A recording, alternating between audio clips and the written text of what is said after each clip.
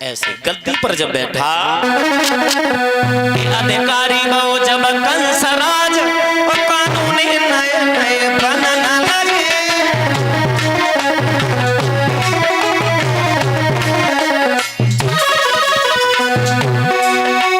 अधिकारी वो जब कंसराज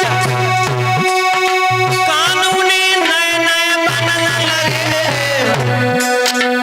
तब लुच्चाए और लफंगन के रगड़िए संग भोजन खनन लगे।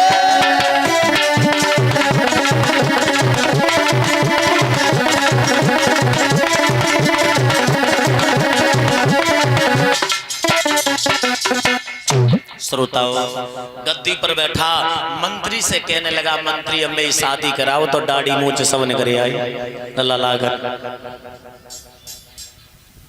मंत्री ने कही शादी करोगे? कि बिल्कुल। कहे वे भाई ना शादी लाए कि हो तो गए हो, तो फिर का कमे? तो लड़के बिटियां देखी, जवाब दो नजर में तो हैं पर लेकिन एक ना है, दो हैं। कहाँ की हैं, कैसी हैं? कि सुनो, मंत्री बताता हुआ बोला कि दोनों चंद्रबदन युजियारी, लला कि दोनों चंद्रबदन युजियारी पन घूमे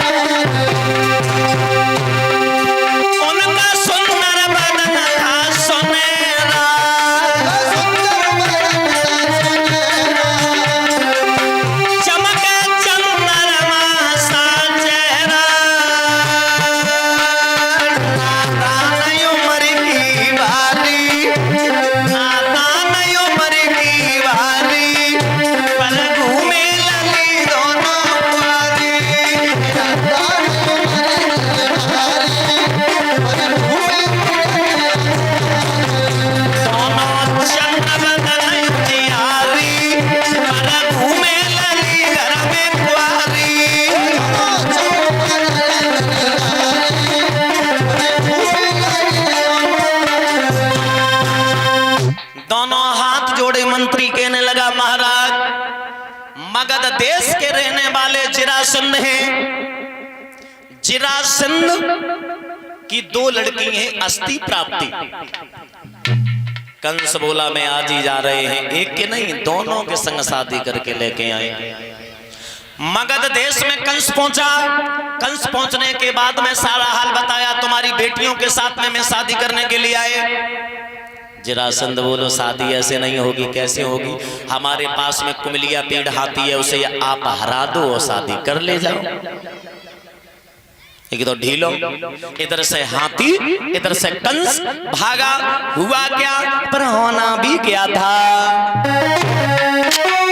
अरे कंस राज हाथी में अब डट गए भाई लड़ाई।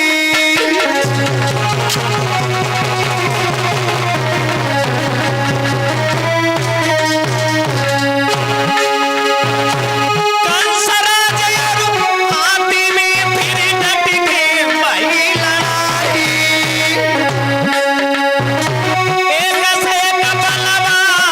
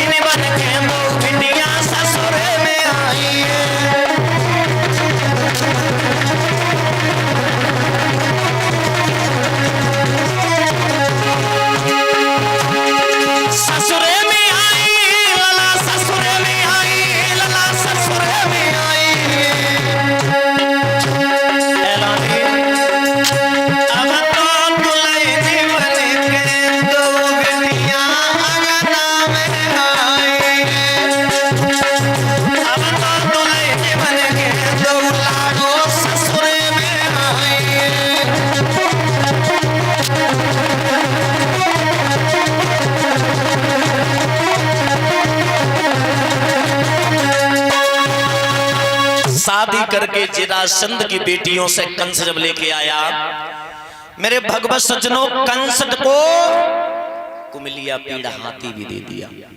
ये भी मेरे किसी काम का नहीं, ये भी ले जाओ दहेज के तौर पर। श्रोताओ याद रखना मेरे भगवत सज्जनों, एक बार की बात है जहां कंस पले बड़े भाई, कहां? वसुदेव के घर। तो वसुदेव कंस से मिलने के लिए आए, क्योंकि मित्रता हो गई। पर वसुदेव मिलने आए तो तब तक देवक पास में बैठे थे, उच्च आसन पर बैठा रहा। वसुदेव को आओ मित्र बैठो।